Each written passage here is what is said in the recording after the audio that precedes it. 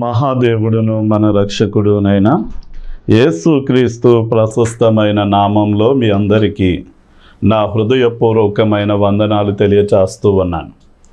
దేవుడు మిమ్మను బహుగా దీవించాలి అని, మీ కుటుంబాల్లో మీరు వర్ధిల్లాలి అని ఒక దైవజనుడిగా నేను కోరుకుంటూ మిమ్మల్ని దీవిస్తూ ఉన్నాను. సరే అండి, చిన్న ప్రార్థన చేసుకుని దేవుని యొక్క మాటలను మనం విందాం. ప్రార్థన. మమ్మల్ని మిక్కిలిగా ప్రేమించిన పరలోకమందున్న మా తండ్రి, మీకే లెక్కించలేని స్తుతులు స్తోత్రాలు చెల్లిస్తూ ఉన్నాం. నీ వాక్యము లేతగడ్డి మీద కురిసిన వర్షము వలె, మంచు వలె నాయనా, మా ఆత్మీయ జీవితాలు ఎదగడానికి అది ప్రయోజనకరమై ఉన్నది గనక నీ బిడ్డలకు నీ వాక్యాన్ని వినుబుద్ధిని మీరు పుట్టించండి. నీ బిడ్డలకు రాకడ సమయానికి ముందున్నారు గనక ప్రస్తుతం ఎలాంటి విషయాలు నీ బిడ్డలకు అవసరమో దానిని బోధించడానికి కావలసిన జ్ఞానాన్ని, నేర్పరితనాన్ని, నీ అభిషేకాన్ని ఇచ్చి వాడుకోమని యేసు నామంలో అడిగి వేడుకుంటున్నాం తండ్రి. Amen, amen. ఈ రోజున మనం నమ్మినటువంటి దేవుడు ఎలాంటి వాడో మనం ఖచ్చితంగా ఎరిగి ఉండాలి.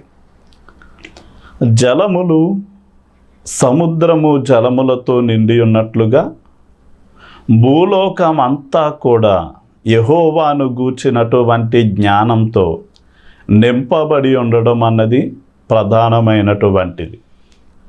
మనం దేవుని గూర్చినటువంటి జ్ఞానం లేకపోతే మనం ఆయన్ని అపార్థం చేసుకుని ఆయన పట్ల తప్పుగా వ్యవహరించే ప్రమాదం ఉంది.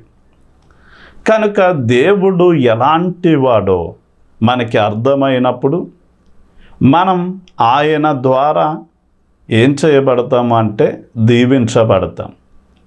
ఈ రోజున మనం యెహెజ్కేలు గ్రంథంలోండి దేవుడు ఏం చేయగలడో కొన్ని విషయాలను గనక మనం చూడగలిగితే, యెహెజ్కేలు గ్రంథం 11వ అధ్యాయం 17వ వచనాన్ని మనం చదివినట్లయితే, ప్రభువైన యెహోవా సెలవిచ్చునదేమనగా, ఆయా జనముల మధ్య నుండి నేను మిమ్మును సమకూర్చి మీరు చెదరగొట్టబడిన దేశంలో నుండి మిమ్మును రప్పించి ఇశ్రాయేలు దేశమును మీ వశము చేసేదను.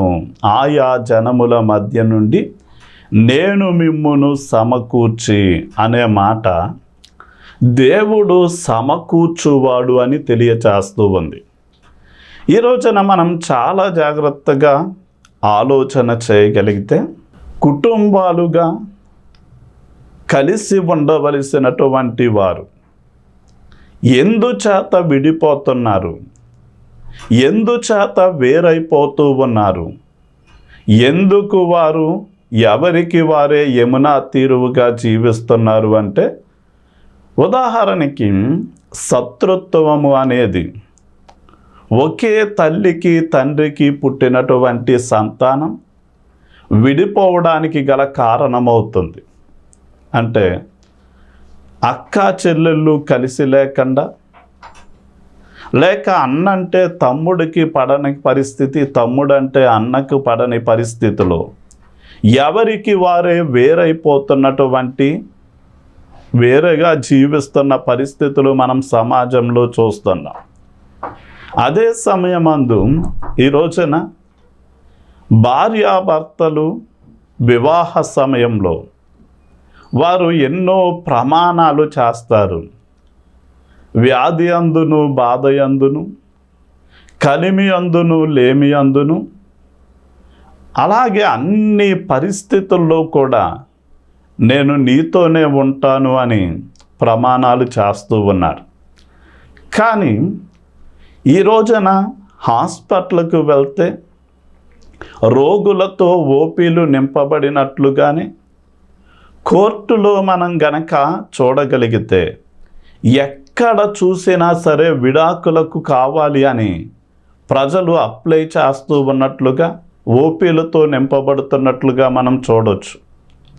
అంటే వివాహమైనటువంటి వారు ఎందుకు విడిపోతున్నారు అంటే, వారు పెట్టుకుంటున్నటువంటి అక్రమమైనటువంటి సంబంధాల ద్వారా. ఒక్కసారి ఒక పురుషుడు ఒక స్త్రీని వివాహం చేసుకున్నాడు అంటే, తన వివాహం ద్వారా ఏం చెప్తున్నాడు అంటే, నీవు నాకు చెందినటువంటి వ్యక్తివి అని. అలాగే స్త్రీ కూడా తన భర్తను వివాహం చేసుకున్నప్పుడు ఏం చెప్తుంది అంటే, నీవు నాకు చెందినటువంటి వ్యక్తివి, నేను నీ కోసమే జీవిస్తాను అని ఒక తీర్మానాన్ని అక్కడ తెలియచేస్తున్నారు. కానీ పెళ్ళినాటి ప్రమాణాలు, పెళ్ళినాటి తీర్మానాలు కొన్ని రోజులకే ఈ రోజున ప్రతి ఒక్కరి దగ్గర సెల్ ఫోన్ ఉన్న కారణము చేత తన భర్తను కాక మరొక అబ్బాయిలతో ఈ యొక్క స్త్రీలు వారితో ఫోన్ కాంటాక్ట్లో ఉండడం, భర్తకు తెలియకుండా బయట కలవడం లాంటి వాటిని చేయడం. అదే సమయమందు పురుషులైనటువంటి వారు కూడా తన భార్యతో మాత్రమే ఉండవలసిన సంబంధం, ఆమె కాకుండా తన చిన్నప్పుడు తనతో పెరిగినటువంటి అమ్మాయిలతోనూ లేక తన క్లాస్మేట్స్తోనూ, తన కొలీగ్ లేక సహ ఉద్యోగులతోనూ, ఎక్కడో పరిచయమైన వారితోనూ వారు ఫోన్ సంబంధాలు కొనసాగిస్తూ మెల్లమెల్లగా వారు భార్యకు తెలియకుండా అక్కడ ఇక్కడ కలవడం, చివరికి అది అక్రమమైనటువంటి సంబంధాలకు దారితీసి, నీలాంటి భార్య నాకొద్దు, నీలాంటి భర్త నాకొద్దని వారు విడాకులు తీసుకోవడం, చివరికి పిల్లలు అనాథలుగా మారిపోయేటటువంటి పరిస్థితులు ఏర్పడడం మనం చూస్తూ ఉన్నాం. దీని అంతటికీ ప్రధాన కారణం ఏంటి అంటే, అక్రమమైన సంబంధాలు అనేటటువంటి పాపము ద్వారా కుటుంబాలు విచ్ఛిన్నమైపోతూ ఉన్నాయి. అదే సమయమందు భార్యాభర్తలు ఇరువురు గాఢంగా ఒకరిని ఒకరు ప్రేమించుకొని, తల్లిదండ్రులు పిల్లల కోసం, పిల్లలు తల్లిదండ్రుల కోసం జీవిస్తూ ఉండగా వారి కుటుంబంలో మరణము అనేది అనుమతించబడడం ద్వారా ఇక ఒక వ్యక్తిని వారు ఏమవుతున్నారు అంటే కోల్పోతూ, లేక ఆ వ్యక్తి దూరమైపోతూ ఉన్నాడు. అయితే దేవుడు ఎలాంటి వాడు అని మనం ఆలోచన చేస్తే, ఆయన సమకూర్చేటటువంటి వాడు. ఎలా సమకూరుస్తాడు అంటే, ఒక కాపరి చెదరిపోయినటువంటి గొర్రెలను ఒక చోటకి సమకూర్చినట్లుగా, లేక గొర్రెల దొడ్డులోనికి వాటిని సమకూర్చినట్లుగా, దేవుడు కూడా చెదరినటువంటి బ్రతుకులను, విడిపోయినటువంటి భార్యాభర్తలను, లేక చెదరిపోయినటువంటి కుటుంబాలను తిరిగి పునరుద్ధరీకరించగలిగినటువంటి సమర్థుడు. ఈ రోజున ఒక భార్యగా నీవైనా, ఒక భర్తగా నీవైనా కానీ ఇంతకుముందు జరిగిన విషయాలను ప్రక్కన పెట్టి నిజంగా దేవుని దగ్గర మన పాపాన్ని ఒప్పుకొని దానిని వదిలిపెట్టి సరిగా బ్రతకడానికి తీర్మానం చేసుకుంటే, నీతిగా బ్రతకడానికి తీర్మానం చేసుకుంటే గనక నీ కుటుంబాన్ని తిరిగి నిర్మాణం చేయడానికి దేవుడు సమర్థుడు. ఆయన ఎలాంటి వాడు అని మనం ఆలోచన చేస్తే, ఏ ప్రజల దగ్గరకైతే యేసు ప్రభువుల వారు వచ్చారో ఆ ఇశ్రాయేలీయులు యేసు ప్రభువుని చేర్చుకొనలేదు.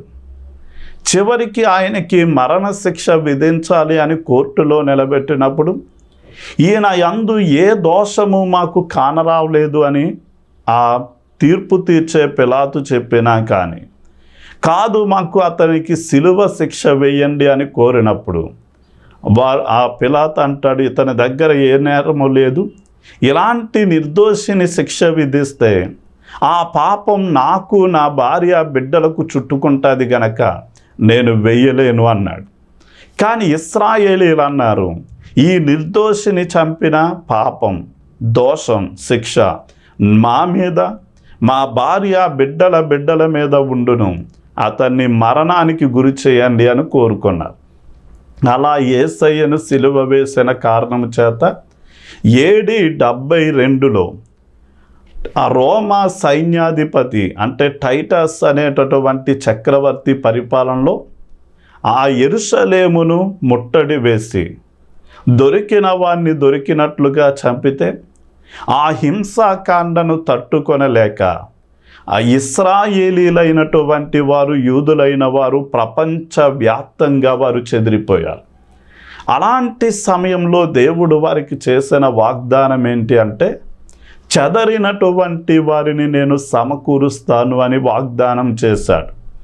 అలా వాగ్దానం చేసిన వాడు ఎలాంటి దేవుడు అంటే, ఆయన మార్పు లేనటువంటి దేవుడు, ఆయన అసాధ్యమైనదంటూ లేనటువంటి వాడు, ఆయన మాట ఇచ్చి నెరవేర్చే నమ్మకమైనటువంటి దేవుడు కనుక 2000 సంవత్సరాలు వారు ఈ దేశము తోలివేస్తే మరొక దేశానికి, మరొక దేశం తోలివేస్తే ఇంకొక దేశానికి తిరుగుతూ వచ్చారు.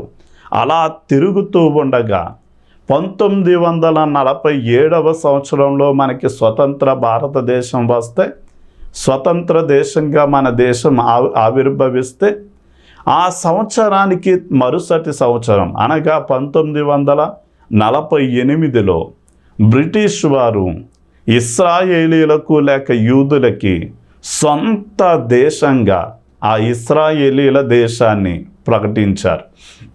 ఈ రోజున దేవుడు చేసిన వాగ్దానం నెరవేరడం కళ్ళ ముందు జరుగుతుంది. అలాగే దేవుడు నీ పట్ల ఎలాంటి వాగ్దానాలు అయితే చేశాడో వాటిని 100కి 100% నెరవేరుస్తాడు అని నమ్మి, నీ కుటుంబం విచ్ఛిన్నమైపోతే గనక దాన్ని కట్టమని, సమకూర్చమని దేవుణ్ణి బ్రతిమలాడి ప్రార్థన చేయండి. అదే సమయమందు దేవుడు ఎలాంటి వాడు అంటే శుద్ధి చేయువాడు అని మనం తెలుసుకోవాలి.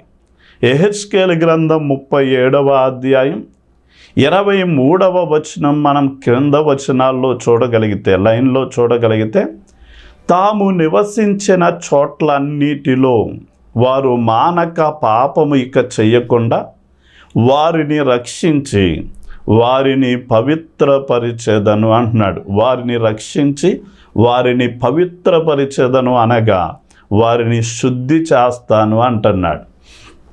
ఈ రోజున మనం సామెతల గ్రంథం 20వ అధ్యాయం 9వ వచనం యొక్క భావాన్ని చూడగలిగితే, ఒక వ్యక్తి తన సొంత శక్తి ద్వారా, తన సొంత ప్రయత్నాల ద్వారా తన పాపాన్ని పోగొట్టుకోవడం అన్నది అసాధ్యమైనటువంటి విషయం కాదండి. పాస్టర్ గారు, నేను పోగొట్టుకోగలను అని ఎవరైనా మాట్లాడితే నేను ఒక విషయాన్ని మీ ముందుంచుతాను. మనం మన భారత రాజ్యాంగానికి విరోధంగా మనం తప్పు చేసి, నేరం చేసి, ఏమండి నేను అన్నదానాన్ని చేస్తాను, లేక భూదానాన్ని చేస్తాను, గోదానాన్ని చేశాను, లేక నదుల సముద్ర స్నానాలు చేశాను కనుక నా పాపాలు పోయాయండి, నన్ను శిక్ష విధించొద్దు అన్నారనుకోండి, ఖచ్చితంగా శిక్ష తప్పనిసరిగా పడుతుంది. కనుక ఎవరు మనల్ని శిక్ష నుండి తప్పించగలరు అంటే, మన దేశాన్ని ఏలుబడి చేసేటటువంటి రాష్ట్రపతి లేక ప్రధానమంత్రి లాంటి వారు మనం రాజ్యాంగానికి విరోధంగా తప్పు చేస్తే మనల్ని శిక్షించే అధికారం లేక మనకి క్షమాభిక్ష పెట్టేటటువంటి అధికారం వారికి మాత్రమే ఉంటుంది.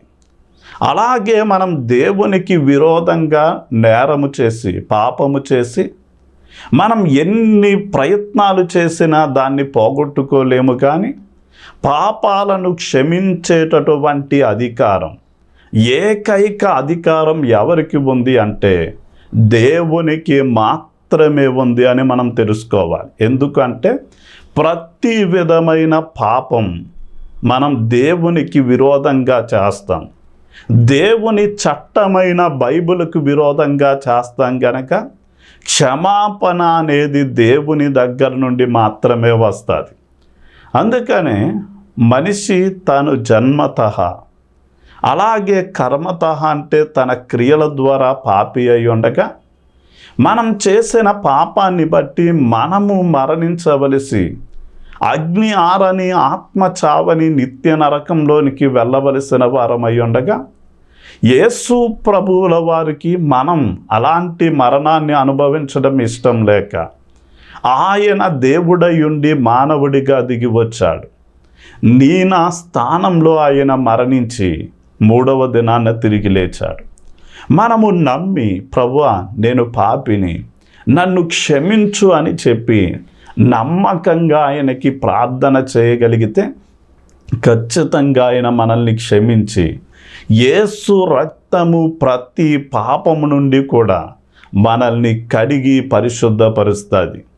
అంత మాత్రమే కాదు, మనం అనుదినము వాక్యాన్ని చదువుతూ ఉండగా ఆ వాక్యము మన జీవితాన్ని చదివి మనలో ఎలాంటి లోపాలున్నాయో ఎత్తి చూపిస్తూ ఉండగా మనం ఆ పాపాలను ఒప్పుకొని వదిలిపెడుతూ ఉండగా ఒక నీరు ఎలా అయితే మన దేహాన్ని అనుదినము శుద్ధి చేసి అది శుభ్రంగా ఉంచుతుందో అలాగే దేవుని యొక్క వాక్యం కూడా ఒక నీరు వలె మనల్ని శుద్ధి చేస్తుంది అని ఎఫెసీ పత్రిక 5వ అధ్యాయం 25వ వచనం నుండి 27వ వచనాలు సెలవిస్తున్నాయి. అలాగే మనం కొన్నటువంటి బంగారాన్ని గనక మనం ఆలోచన చేస్తే సహజంగా చాలామంది బంగారాన్ని వాడతారు. అది కొన్నప్పుడు చాలా శుద్ధంగా పరిశుభ్రంగా ఉంటుంది, కాంతివంతంగా ఉంటుంది, అనేక మందిని తన వైపు ఆకర్షించేటటువంటిదిగా ఉంటుంది. కానీ కొన్ని రోజులు అది శరీరం మీద వాడబడిన తర్వాత మెల్లగా అది మట్టి పట్టి కాంతిని కోల్పోయి అది ఆకర్షణ కోల్పోతుంది.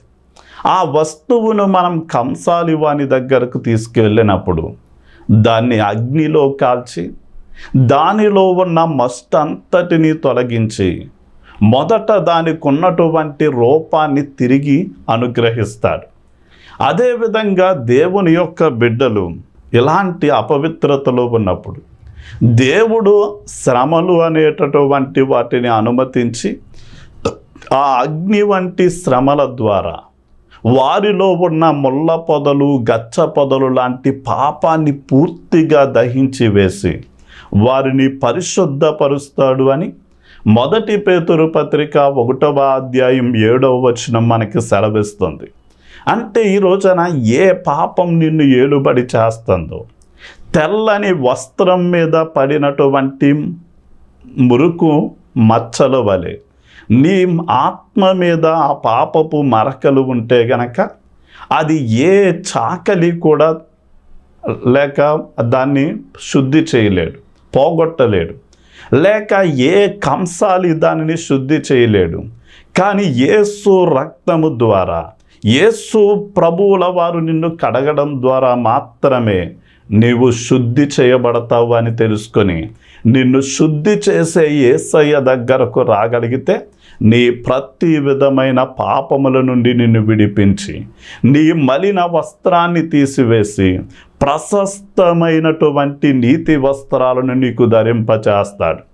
ఇక మనం యెహెజ్కేలు గ్రంథం 36వ అధ్యాయం 26, 27 వచనాలు మనం చూడగలిగితే, నూతన హృదయము మీకు ఇచ్చేదను, నూతన స్వభావం మీకు కలగజేసేదను, రాతి గుండెను మీలోండి తీసివేసి మాంసపు గుండెను మీకు ఇచ్చేదను, నా ఆత్మను మీ అందుంచి నా కట్టడలను అనుసరించు వారిగాను నా విధులను గైకొను వారిగాను మిమ్మును చేసేదను అన్నాడు.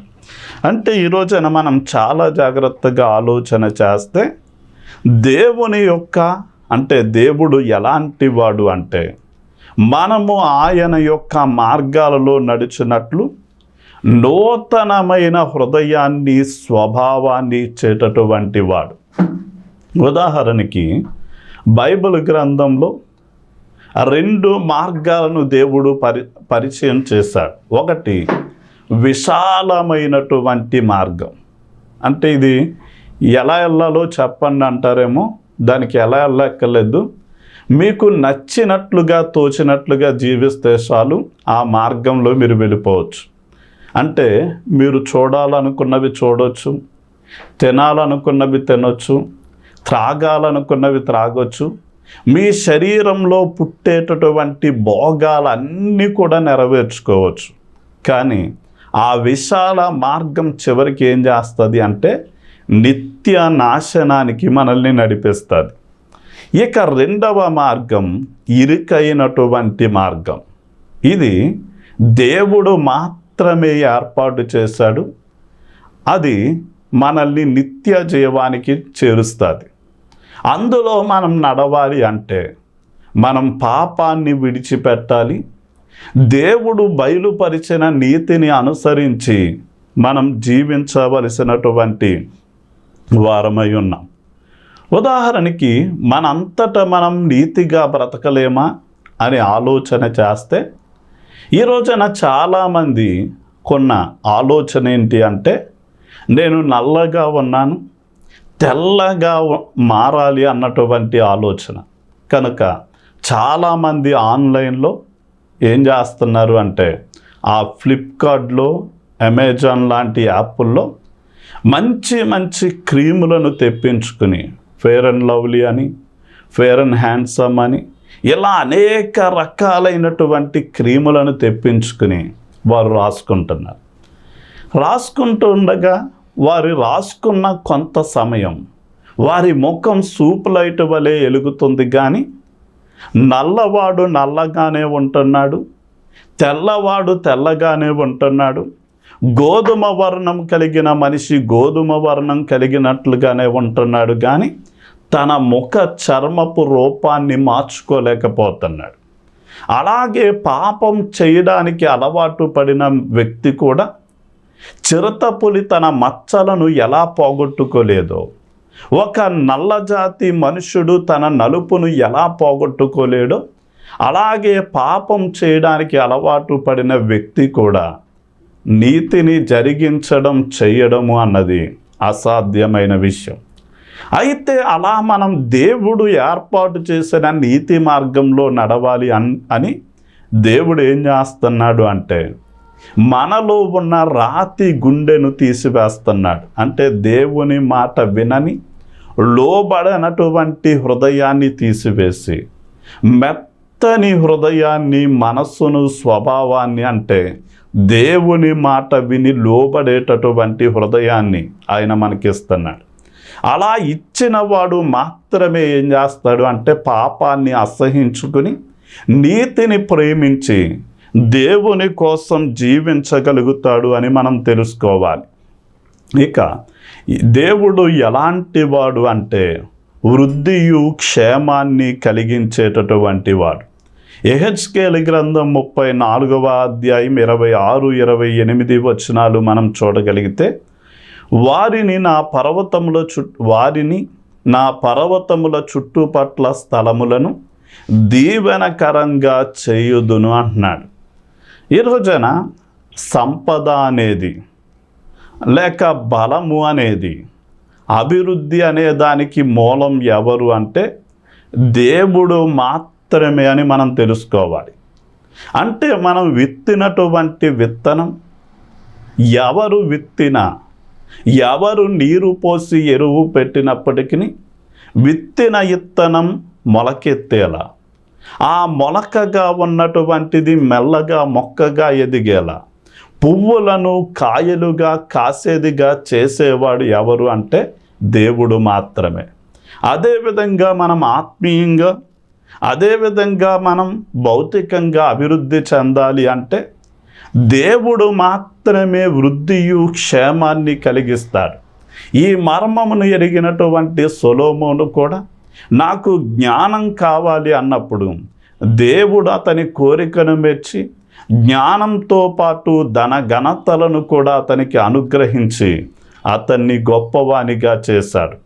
అలాగే నీవు పడిన కష్టానికి మంచి ఫలితం రాకపోతే, నీ వ్యాపారంలో సరైనటువంటి ఫలితాన్ని నీవు పొందలేకపోతే, నీవు ఏం చెయ్యలేని నిస్సహాయ స్థితిలో ఉంటే, నీవు దేవుని వైపు తిరిగి, ప్రభువా నీవు నన్ను వృద్ధిలోనికి తీసుకొస్తే నేను వృద్ధిలోనికి వస్తాను, నన్ను ఆశీర్వదిస్తే నేను ఆశీర్వాదకరంగా ఉంటాను, కనుక నన్ను ఆశీర్వదించమని మీరు ఏం చేయాలి అంటే ప్రభువు పాదాలు పట్టుకుని ప్రార్థన చేయడం తెలుసుకొనండి. ఇక చివరిగా దేవుడు ఎలాంటి వాడు అంటే శాశ్వతమైన నివాసాన్ని స్థాపించువాడు. యెహెజ్కేలు గ్రంథం 37వ అధ్యాయం 26 నుండి 28 వచనాల్లో, నేను వారిని స్థిరపరిచెదను, నా పరిశుద్ధ స్థలమును నిత్యము ఉంచెదను అంటాడు. అంటే ఇశ్రాయేలీలను ఆ దేశంలో స్థిరపరిచి దేవుడు తన మందిరాన్ని నిత్యము ఉండునట్లుగా చేస్తాను అంటున్నాడు. అంటే అర్థం ఏంటి అంటే దేవుడు శాశ్వతమైన నివాసాన్ని స్థాపిస్తాను అని వాగ్దానం చేశాడు. అంటే అది ఇశ్రాయేలీలు ఇప్పుడు నివసిస్తున్న భూభాగం, లేక అక్కడ ఉండేటటువంటి దేవుని ఆరాధన యొక్క స్థలం. అది ఇహలోకంలో నిత్యము వారికి ఉండేలా దేవుడు చేశాడు. కానీ మనకి శాశ్వతమైనటువంటి నివాసం ఎక్కడ ఉంది అంటే పరలోకంలో ఉంది.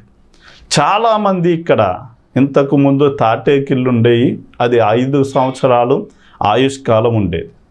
ఆ తర్వాత పెంకుట్లోగుళ్ళు వచ్చినాయి, అది ఒక 40-50 సంవత్సరాలంత ఆయుష్కాలం ఉండేది. ఆ తర్వాత ఇప్పుడు బిల్డింగులు వచ్చినాయి, అవి ఒక 70-80-100 సంవత్సరాల ఆయుష్కాలాన్ని కలిగి ఉంటుంది, ఆ తర్వాత పాడైపోతాయి. ఈ రోజున చాలామంది ఇదిగో మేము కట్టే నివాసం ఎలాంటి పిడుగులు పడకుండా, ఎలాంటి భూకంపాలు వచ్చినా కదిలిపోకుండా వారు టెక్నాలజీ వినియోగించి నిర్మాణం చేస్తున్నారు. కానీ ఈ రోజున దేవుడు భూమి ఆకాశాన్ని కదిలించే ఒక దినం రాబోతుంది. ఎంత టెక్నాలజీతో కట్టినా ఈ మానవ చేతులతో నిర్మాణమైనవి అన్నీ కూడా పూర్తిగా నాశనమైపోయేటటువంటి సమయం ఉంది.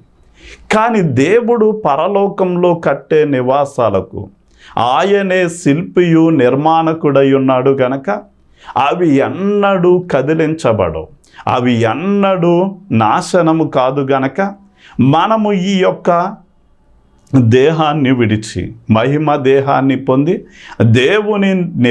దేవుడు మన కోసం సిద్ధపరిచిన నివాసంలో కోటాను కోట్ల సంవత్సరాలు ఆయనతో జీవించే జీవితం ఉంది గనక ఆ శాశ్వతమైన నివాసం పొందడానికే మీరు ప్రయాసపడాలి అని చెప్తూ నా మాటల్ని ముగిస్తున్నాను. ప్రార్థన చేసుకున్నాను. తండ్రి నీకే వందన.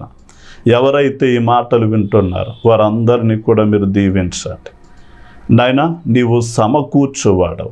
ఎవరైతే కుటుంబాలు నాయనా చిన్న భిన్నములై విడాకుల వరకు వచ్చి నాయనా విడిపోయిన పరిస్థితిలో ఉన్నారో వారందరినీ కూడా మీరు సమకూర్చండి నాయనా. పరలోకంలో కూడా ప్రతి భాష మాట్లాడేవారిని, ప్రతి ప్రాంతవాసులను, ఆయా జనములలో వచ్చిన వారందరినీ కూడా నీవు సమకూర్చబోతున్నావు కనుక నీకు వందనాలు నాయన. నీ ప్రజల మీద నీ రక్తమును ప్రోక్షించి ప్రతి విధమైన అపవిత్రత మైలు నుండి మీరు విడిపించండి. అదే సమయమందు నాయన నీ బిడ్డలు నీ మార్గాల్లో నడవడానికి నూతన స్వభావాన్ని, నూతన హృదయాన్ని వారిలో మీరు కలిగించండి.